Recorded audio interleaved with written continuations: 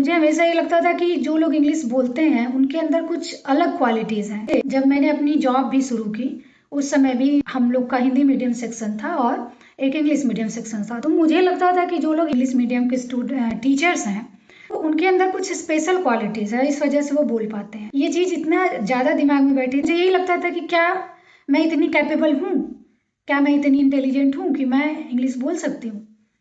But अब जब मैं इंग्लिश बोल रही हूँ तो मैंने ये पाया कि इंग्लिश बोलने के लिए कोई स्पेशलिटी या क्वालिटी किसी चीज़ की ज़रूरत नहीं है, क्योंकि लैंग्वेज बोलना, कोई भी भाषा बोलने के लिए आपके माइंड का एक प्रोग्रामिंग है। ठीक है, आपका माइंड एक अलग तरह से काम कर रहा है, वहाँ हमारी इंटेलिजेंस की कोई खास ज़रूरत नहीं है। नहीं, मुझे ये लगता था कि मैं गलती नहीं कर सकती, है ना, एक परफेक्ट इमेज मैं अपना होल्ड करती थी हर समय, और वही चीज़ इंग्लिश सीखने में भी ऑब्स्टिकल बना रही थी मेरी। इंग्लिश बोलना एक स्किल है और स्किल बिना गलती के हम सीख ही नहीं सकते।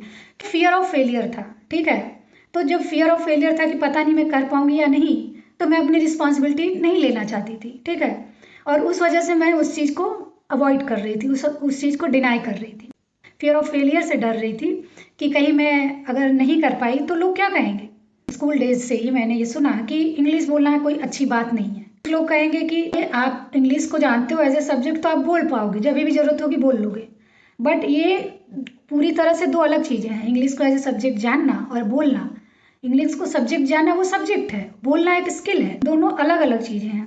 तो इस वजह से भी काफ़ी टाइम तक मैं कन्फ्यूज़न में रही कि हाँ मैं बोल पाऊंगी, और खुद को जज भी करती रही कि यार मैं जानती हूँ फिर भी नहीं बोल पाती हूँ। ये भी रीज़न था कि सही ऑप्शन भी अवेलेबल नहीं थे, आप नेचुरल मेथड्स भी अवेलेबल नहीं थे, ज़्यादातर वही ग्रामर्स रूल, तो वो एक सही तरीका नहीं था।